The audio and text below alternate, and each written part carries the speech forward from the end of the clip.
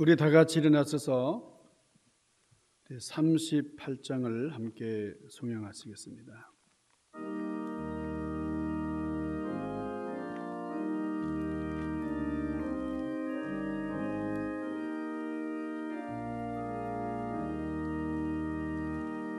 만유의 주제 존귀하신 예수 사람이 되신 하나님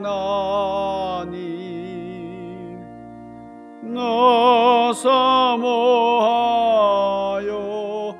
영원히 섬길 내 영광 되신 주로다.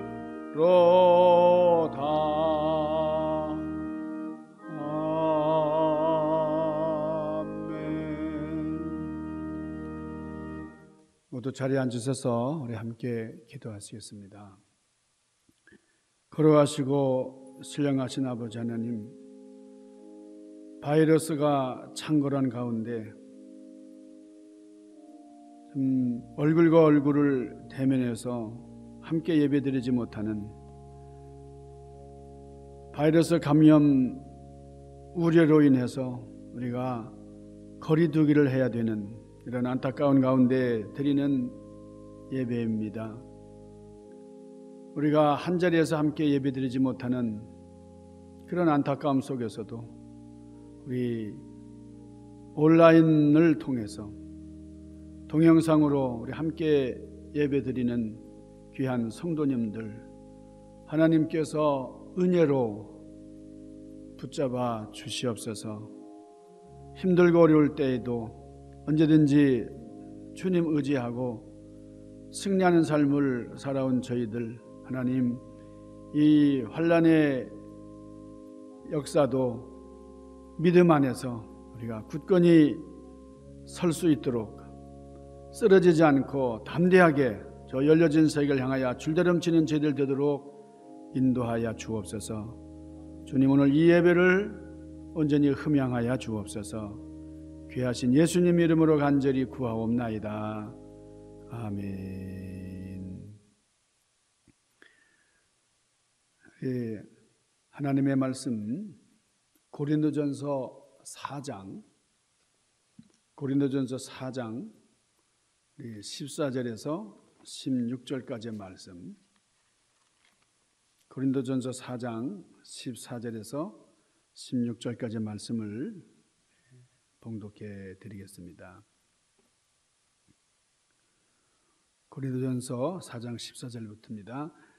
내가 너희를 부끄럽게 하려고 이것을 쓰는 것이 아니라 오직 너희를 내 사랑하는 자녀같이 권하려 하는 것이라. 그리스도 안에서 일만 스승이 있으되 아버지는 많지 아니하니 그리스도 예수 안에서 내가 복음으로 너희를 낳았습니다. 그러므로 내가 너희를 권하노니 너희는 나를 본받는 자가 되라. 아멘. 한 군데 더 보겠는데요, 디모데전서 4장 2절에서 4절입니다. 디모데전서 4장 2절에서 4절까지 말씀. 디모데 후서 4장 2절에서 4절입니다. 너는 말씀을 전파하라. 때를 얻든지 못 얻든지 항상 힘쓰라. 범사에 오래 참음과 가르침으로 경책하며 경계하며 권하라.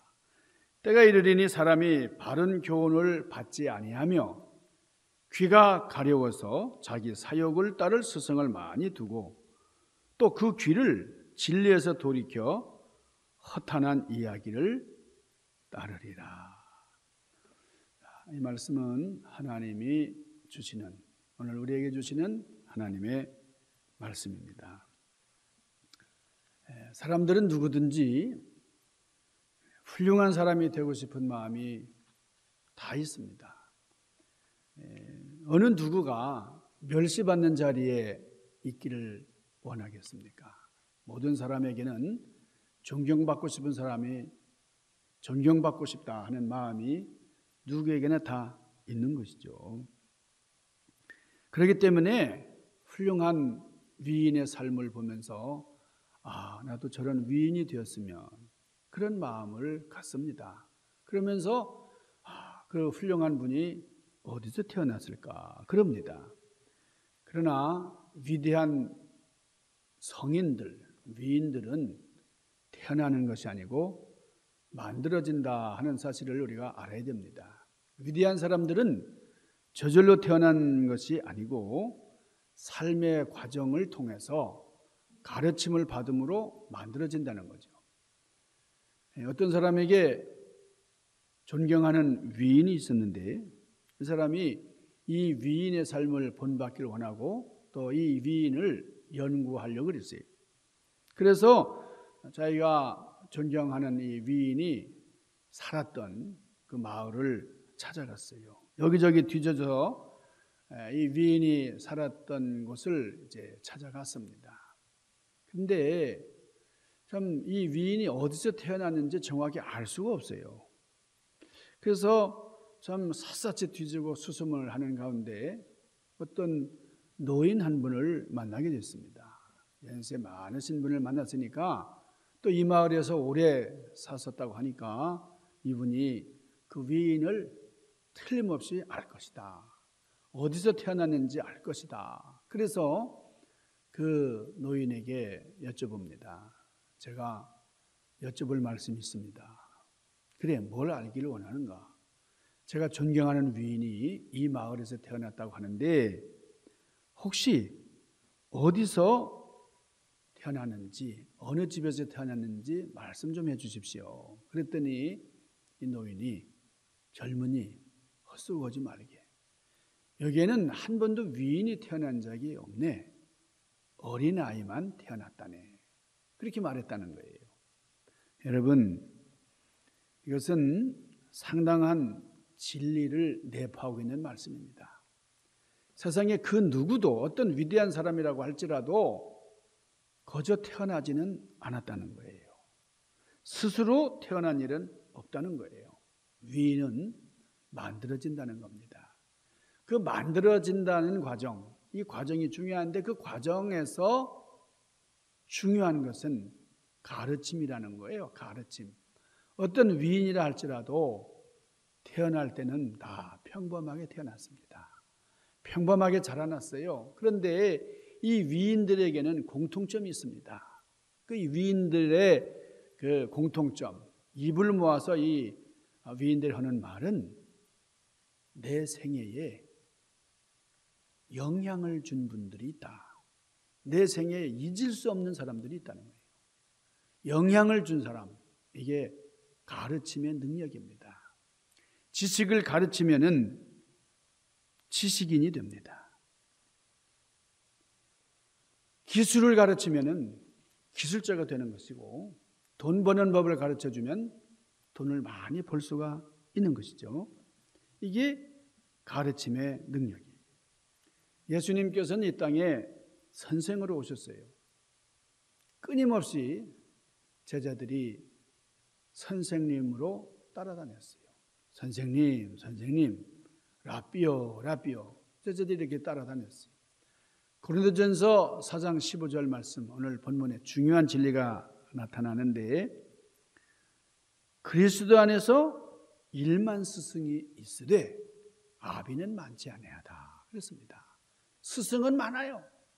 그러나 아비는 많지 않다는 거예요. 그리스도 안에서도 그렇다는 거예요. 그리스도 예수 안에서 복음으로서 내가 너희를 낳았다. 오늘 사도 바울은 이렇게 얘기를 합니다. 여기 낳았다라고 하는 말, 우리 헬라어로는 에겐네스라 그러는데 이 에겐네스라고 하는 말의 뜻은 get now라는 말이에요. 출생이라는 말이에요. 태어난다는 말이에요. 그러니까 우리말로는 어머니가 낳는 것도 낳는 거예요. 아버지가 낳는 것도 그냥 낳는다고 이렇게 얘기를 합니다만은 영어로는 분명하게 구별을 해요. 어머니가 낳는 것은 born 그러잖아요. born.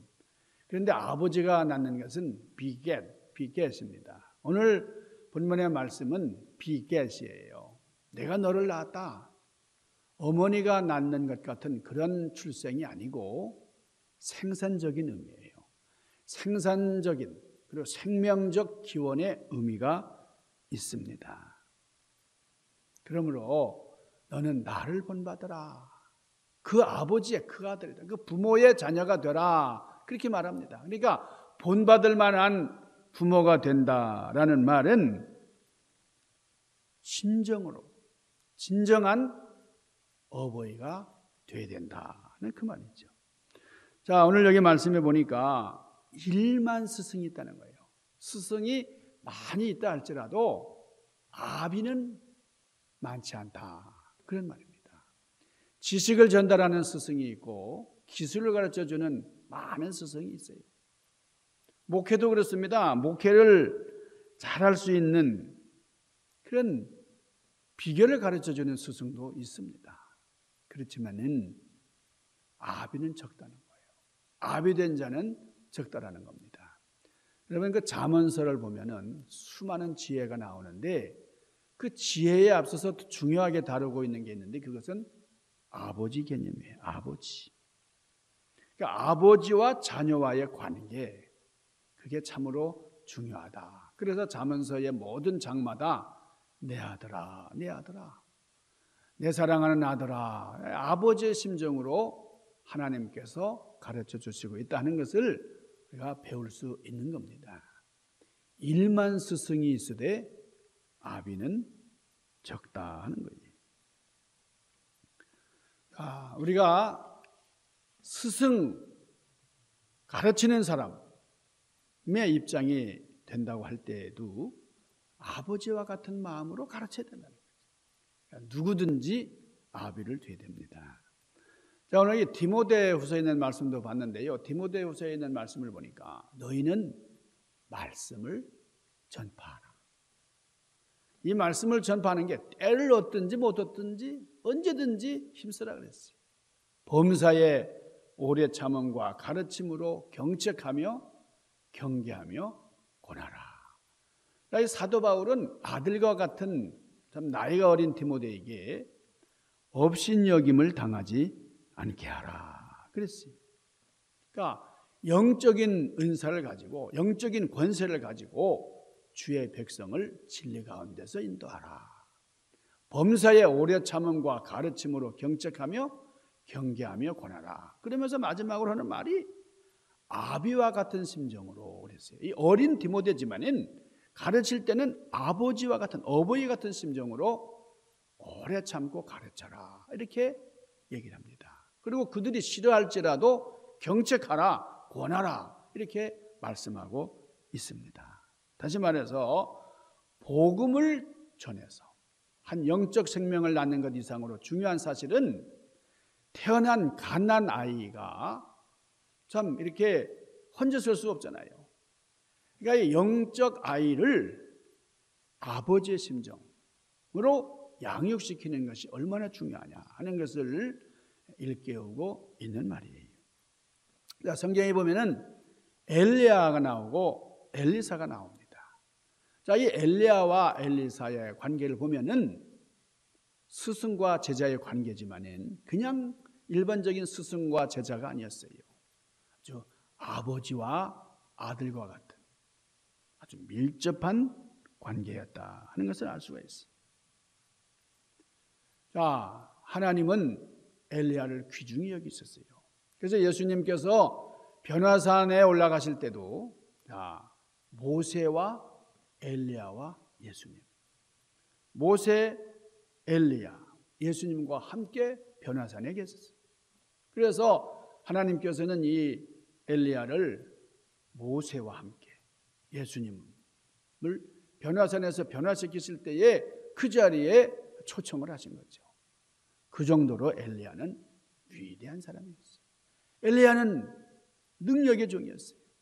그러나 그 능력은 아비된 심정을 지녔기 때문에 온 것이었다 하는 것을 우리 성경을 통해서 알게 됩니다. 자, 이 엘리야는 하나님을 아버지처럼 모시고 끊임없는 교제를 통해서 하늘로부터 직접 영적인 기름 부음을 받은 사람이었어요. 그런데 중요한 사실이 있습니다. 엘리야의 제자 엘리사는 스승인 엘리야보다 갑절의 영감을 더 받았다 그랬어요. 어떻게 해서 그런 일이 가능했을까요? 자, 엘리야가 이 땅을 떠나서 하나님께 올라갈 때가 됐습니다. 그때 엘리야가 말합니다. 자, 이제 나는 너를 떠나야 된다. 그럴 때에 이 엘리사가 얼마나 참 스승을 따라갑니까? 자, 이제 나는 떠나야 되는데, 그럴 때에 이 엘리사가 스승을 향해서 말하기를 여호와의 사심과 내 혼의 사심을 두고 맹세합니다. 나는 절대로 당신을 떠나지 않겠나이다. 자, 이 엘리야는 하나님께 이제 올라가야 되는데 말이에요. 이 제자가 끝까지 따라붙는 거예요. 나는 떠나지 않습니다. 나는 떠나지 않습니다. 그러면서 따라가요. 이리 가면 이리 따라가고 저리 가면 저리 따라가고. 자, 엘리야가 또 말합니다. 나는 이제 가야 돼. 이제 길갈이라고 하는 것으로 나는 가야 된다. 그랬습니다. 자, 그런데 계속 따라와요. 내가 이제 요단으로 가야 된다. 너는 여기 머물러 있어. 그래도 따라가요. 끝까지 따라가요. 그러니까 참 이 스승을 계속 이제 따라가니까 참 엘리야가 어쨌든 이제 내가 갈 길이 바쁜데 이 엘리사를 어떻게 좀 떨궈 놔야 되는데 말이에요. 그런데 아닙니다. 저는 스승님을 떠날 수 없으면 내 혼의 사심을 두고 맹세하노니 절대로 당신을 떠나지 않겠습니다. 그러면서 뭐라 그래요? 나에게 당신의 영감에 갑절이 있기를 원합니다. 그래요. 갑절의 영감을 주시옵소서. 이제 엘리야는 떠나야 되고 제자는 계속 따라붙고, 그러니까 너의 마지막 소원이 있냐? 뭘 원하느냐? 말해봐라. 그랬더니 갑절의 영감을 주시옵소서. 갑절의 영감을 주시옵소서. 그러는 거예요. 그래서 이 엘리사는 스승보다도 더 많은 영감의 주인공이 되었다 하는 겁니다. 엘리사는 끊임없이 선생님을 따라갔어요. 근데 이게 제자의 심령이었어요. 제자의 심령. 자, 기름 부은 하나님의 능력은 거저 임하는 게 아닙니다. 기도한다고 임하는 거 아니에요. 가만히 앉아서 뭐 기도한다고 임하는 게 아니고, 이 말씀을 보면 선생님을 추종하는, 스승을 통해서, 사람을 통해서 하나님께서 기름 부음을 받은 아버지와 같은 사람을 통해서 그에게 임하신다는 사실을 우리에게 보여주시는 하나의 증거입니다. 자, 엘리야가 떠날 때가 됐어요. 하늘에서 회오리 바람이 이제 불어옵니다. 회오리 바람을 타고서 불병거와 불말 속에서 이제 엘리야가 승천해서 올라가는데, 그때 엘리사가 뭐라 그래요? 아버지요, 내 아버지요 그래요. 선생님 그래야 되는데 이 엘리사가 엘리야를 향해서 내 아버지요, 내 아버지 그래요. 그러니까 엘리사에게 있어서 엘리사는 단순한 선생님이 아니고, 단순한 스승이 아니고 아버지와 같은 사람이었다는 겁니다. 아버지와 같은 심정으로 나를 돌봐주신 선생님이었어요. 그러니까 이 엘리야는 아버지 그러면서 떠나가는 선생님을 향해서 울부짖는 거죠. 이스라엘의 병거와 마병이요, 우리의 능력은 당신한테, 아버지 같은 당신에게 있지를 않습니까? 엘리사는 이렇게 간절한 심정으로 선생님, 진정한 선생님은 저희 아버지와 같은 분입니다. 그러면서 끝까지 따라가려고 했던 거죠. 자, 오늘 우리 엘리야와 엘리사, 이 관계가 얼마나 아름다운 관계였나. 영적인 아버지, 영적인 자녀, 이 둘은 서로 노력하고 애쓰면서 참 하나님의 영광을 위하는 그런 삶을 살았던 사람들이었다 하는 것을 알 수가 있어요. 자, 우리 모세를 보십시다. 모세도 이스라엘 백성들에게 있어서 아버지와 같은 사람이었어요. 아비와 같은 심정으로 자기 백성들이 범죄할 때에 하나님께서 우리와 함께 하시지 않으면 저는 가지 않겠습니다. 당신은 나의 아비요, 나는 당신의 자녀로서 이 백성들에게는 또 저희 아비가 됩니다. 나의 아버지 되신 하나님께서 함께 하시지 않으면 제가 어떻게 저들을 인도할 수 있겠습니까? 하면서 자녀된 백성들이 범죄할 때에 어버이의 심정으로, 아비의 심정으로 모세는 그들을 위해서 기도했어요. 하나님께서 그 백성들의 그 죄악을, 아비된 심정을 가지고 울부짖는 그 모세의 모습을 보시고 용서해 주셨다 하는 겁니다. 자, 오늘날은 아비도 없고 자녀도 없는 시대예요. 얼마나 주님이 안타까우셨던지 마지막 때에는 이런 일이 일어날 것이다 이렇게 말씀하셨어요. 자, 오늘 3절 말씀 보세요. 때가 이르리니 사람들이 바른 교훈을 받지 아니하며 귀가 가려워서 자기의 사욕을 따라간다 그랬어요. 자기의 사욕을 따를 스승을 둔다는 거예요. 선생님을 두는데 자기 사욕을 위해서 필요한 그런 선생을 찾는다는 겁니다. 나에게 돈을 많이 벌어줄 사람, 나를 기쁘게 해줄 사람을 찾아간다는 거예요. 거기서 우리 현대 사회의 한계를 우리가 느끼게 되는 거죠. 자, 배우고 싶은 마음이 없는 거죠. 나의 잘못을 좀 책망해주고 나를 바르게 세워줄 그런 선생을 따라가는 게 아니에요. 내 귀를 즐겁게 해주는 사람, 내가 듣고 싶은 얘기를 해주는 그런 사람을 따라가는 거예요. 여러분, 배움이 없는 사람은 망합니다. 넘어질 때에 일으킬 자가 없어요. 이끌어줄 사람도 없고 책망할 사람도 없고 나중에 어려움에 부딪힐 때에 영적으로 일으켜줄 자가 없는 것을 알게 될 때에 통곡하면서 울게 되는 거죠. 스승을 둬야 돼요. 그런데 아버지와 같은 스승, 우리 마지막 때에 사람들은 자기의 사역을 취할 그런 사람만을 찾는다. 자, 오늘 말라기 4장에 있는 말씀을 이제 잠깐 보겠는데요. 이 말라기 4장, 구약 제일 마지막 부분에 있잖아요. 하나님께서 이 결론적으로 말씀하셨어요. 말라기서 4장 5절 말씀 보라, 여호와의 크고 두려운 날이 이르기 전에 내가 선지 엘리야를 너에게 보내리니 그가 아비의 마음을 자녀에게로 돌이키게 하고 자녀들의 마음을 그들의 아비에게로 돌이키게 하리라. 돌이키지 아니하면 두렵건대 내가 와서 저주로 그 땅을 칠까 하노라. 얼마나 하나님께서 이스라엘 백성들과의 관계가 단절되어 있든지 단절되어 있는 그 상황을 하나님께서 통탄하시면서 마지막 때 하나님의 영을 모든 육체에게 부어주시면서 그 자녀의 마음을 아비에게로 돌이키고 아비의 마음을 자녀에게로 돌이키는 그런 말씀이에요. 상처가 깊이 파여서 울부짖고 원통해 할지라도 절망 가운데서 그 절대 절명의 상태에서도 아무도 그 심령을 어루만져 줄 수 없는 그런 상태. 왜 그렇습니까? 아버지의 심령을 가진 사람이 없기 때문에 이런 상태가 일어난다는 겁니다. 자, 수많은 군중들이 예수님을 따랐어요. 왜요? 빵을 먹여주시니까. 죽은 사람들을 살려주니까요. 병든 자를 치유해 주니까요. 그렇습니다. 오늘날도 마찬가지예요. 수많은 군중들이 하나님을 찾고 있어요.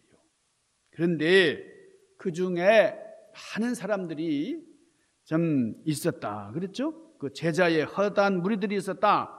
성경은 말하고 있습니다. 그 수많은 무리 가운데 제자라고 일컬음을 받을 만한 사람들이 있었어요. 자, 그들이 예수님을 따라갔습니다. 왜요? 그들은 입는 것을 위해서가 아니고 먹을 것을 위해서가 아니고 그분의 입에서 나오는 신기한 말씀, 생명의 말씀, 영혼을 살리는 말씀, 자유케 하는 사람을 살리는 그런 말씀 때문에 기쁨으로 자기의 모든 것, 생업까지 버려두고 예수님을 따라갔다는 거예요. 그런데 예수님께서는 그들을 다 제자로 택하시지 않았어요. 자, 우리 마가복음 3장 13절에서 15절까지 말씀을 보면 예수님께서 밤을 새워 기도하셨다 그랬어요. 왜요? 제자들을 뽑으시기 위해서. 그래서 그 중에서 그 많은 그 따라오는 제자의 무리 가운데서 고르셔서 12명을 뽑으셨죠. 또 산에 오르사 자기 원하는 자들 부르시니 나온지라. 예수님의 가르침을 받기를 원하는 자, 생업을 다 던지고 주님을 따르기를 결단하는 자들 부르셨어요. 자, 이에 12를 채우셨으니 이는 자기와 함께 있게 하시고, 자, 자기와 예수님과 함께 있게 하시려고 12제자를 부르셨다. 이렇게 성경은 말씀을 합니다. 무슨 말이죠? 예수님께서는 그들이 무엇 때문에 주님을 따라왔는지 발견하신 거예요. 그래서 그들에게 필요한 것을 주시고 그들의 인격을 변화시키시고 3년 6개월의 기간 동안에 예수님께서는 12명의 후계자를 세워놓으신 겁니다. 그러니까 제자들은 라삐요 라삐요 하면서 예수님을 선생으로 모셨어요. 그런데 중요한 사실이 있어요. 예수님께서는 그들에게 성경 공부를 이렇게 가르치시거나 어떤 그런 게 아니고 함께 하셨다는 거예요. 함께 하셨다. 제자들과 우리 예수님 함께 하셨다. 함께 하셨다는 사실이 중요한 거죠. 3년 6개월 동안 예수님께서는 제자들과 함께 보내셨다. 자, 마태복음 28장 19절 그리고 20절에는 예수님께서 이렇게 제자들에게 말씀하셨어요. 하늘과 땅의 모든 권세를 나에게 주셨으니 그러므로 너희는 가서 모든 족속으로 제자를 삼아라. 그리고 아버지와 아들과 성령의 이름으로 세례를 주어라. 내가 너희에게 분부한 모든 것을 가르쳐 지키게 하라. 볼지어다 내가 세상 끝날까지 너희와 항상 함께 있으리라. 자, 내가 너희와 함께 하리라. 너희들이 보지 않았느냐? 3년 6개월 동안 행한 모든 권세가 내 안에 있고 나는 영으로 너희와 함께 하리라. 그러면서 제자 삼으라. 그렇게 말씀하셨어요. 자, 이 11 제자들은 그 말씀의 의미를 깨달았어요. 3년 6개월 동안 우리와 동거하시면서 우리에게 멘토를 하시고 또 책망도 하시고 위로도 하시고 우리를 바꿔주신 주님, 그 주님께서 말씀하시기를 이와 같이 너희도 가서 너희도 제자를 삼아라. 자, 우리 구약에 있는 말씀 한번 보십시다. 잠언서 3장 말씀. 내 아들아 나의 법을 잊어버리지 말고 너의 마음으로 나의 명령을 지키라. 내 아들아 여호와의 징계를 경히 여기지 말고 그 꾸지람을 싫어하지 말아라. 자, 여기에서 뭐라 그럽니까? 내 사랑하는 아들아. 이 음성, 이거 오늘날 무슨 인터넷을 통해서는 얻어볼 수 없는 말씀이에요. 들어볼 수 없는 말씀이에요. 얼마나 귀한 말씀이에요. 여러분의 진정한 스승, 아비 같은 스승을 통해서만 들을 수 있는 그런 말씀이에요. 참된 영적인 부모에게서만 들을 수 있는 그런 말씀이에요. 자, 주님께서는 이런 관계를 원하세요. 아버지와 같은 사람들, 그리고 아버지를 따르는 자녀와 같은 사람들. 자, 우리 교회가 창립 50주년을 맞는 그런 의미 있는 해입니다. 자, 이런 때에 우리가 참 코로나 바이러스 사태를 만나서 참 이렇게 함께 할 수 없는 거리두기를 해야 되는, 그러나 물리적으로 거리두기를 해야 되지만은 우리 마음으로는 서로 얼마나 가까이 지내고 있습니까? 서로 좀 통신망을 통해서 연락하시면서 또 좀 우리 성도님들이 좀 직접 교회 나올 수가 없으니까 메일을 통해서 우편을 통해서 헌금을 보내주시고 또 교회 형편을 좀 걱정하시면서 좀 전화도 주십니다. 많은 분들이 이렇게 기도하시면서 교회를 사랑하시는 가운데 참 우리 교회는 제자들이 예수님의 그 제자들 같은 제자들이 일어나야 된다. 그래서 우리가 나성을 변화시키고 진정으로 주님의 지상명령을 마무리를 할 수 있는 그런 어머니와 아버지의 사랑으로 충만한 그런 우리 교회가 될 수 있기를 주님의 이름으로 간절히 축원합니다. 기도하십시다.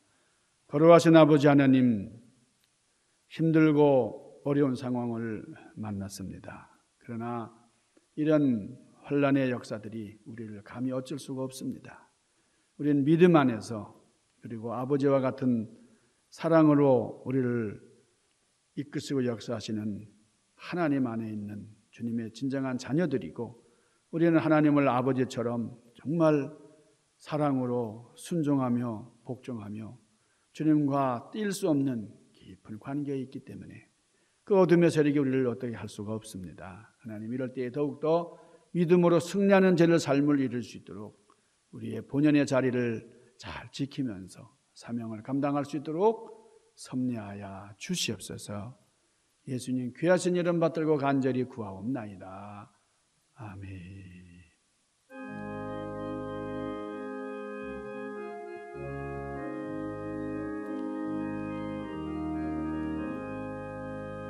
나의 사랑하는 책 비록 헤어졌으나 어머님의 무릎 위에 앉아서 재미있게 듣던 말 그때 일을 지금도 내가 잊지 않고 기억합니다. 귀하고 귀하다 우리 어머님이 들려주시도 재미있게 듣던 말이 책 중에 있으니 이 성경 심히 사랑합니다. 만복의 근원 하나니 온 백성 찬송 드리고 저 천사여 찬송하세.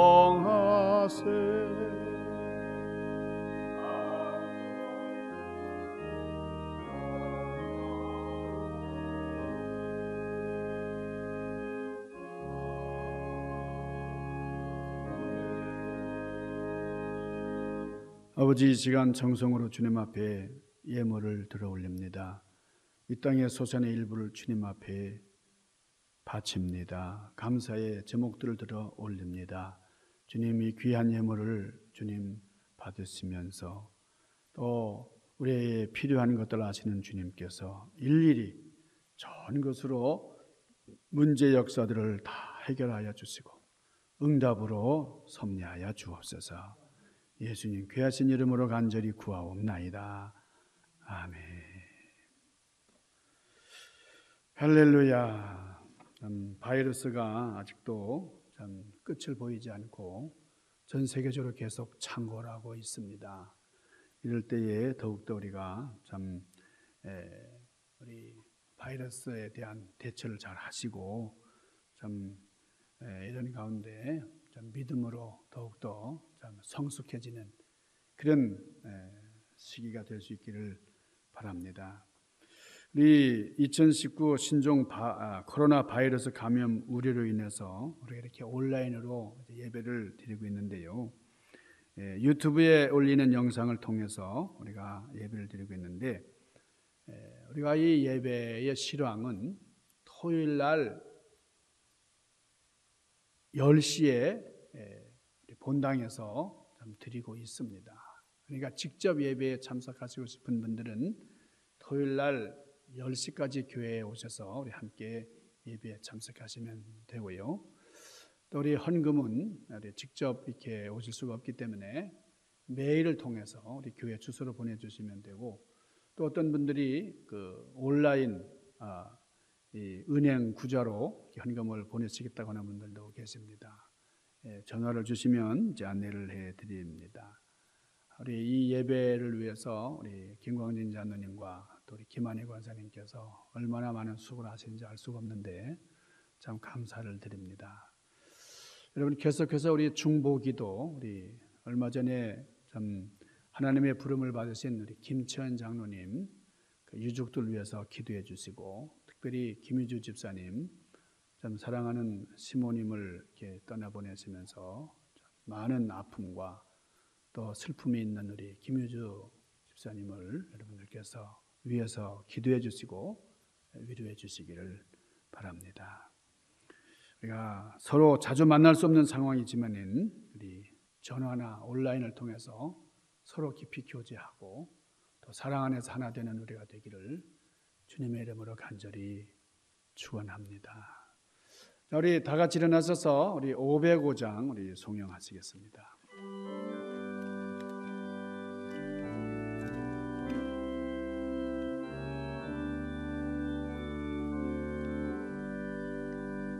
온 세상 위하여 나 복음 전하리 만 백성 모두 나와서 주 말씀 들으라 죄중에 빠져서 헤매는 자들아 주님의 음성 듣고서 너 구원 받으라 전하고 기도해 매일 증인 되리라 세상 모든 사람 다 듣고 그 사랑 알도록 이제는 우리 주님 예수 그리스도의 은혜와 하나님 아버지의 극진하신 사랑과 성령님의 감화 감동 역사하심이 우리 가운데 늘 함께 하옵시기를 간절히 축원하옵나이다. 아멘.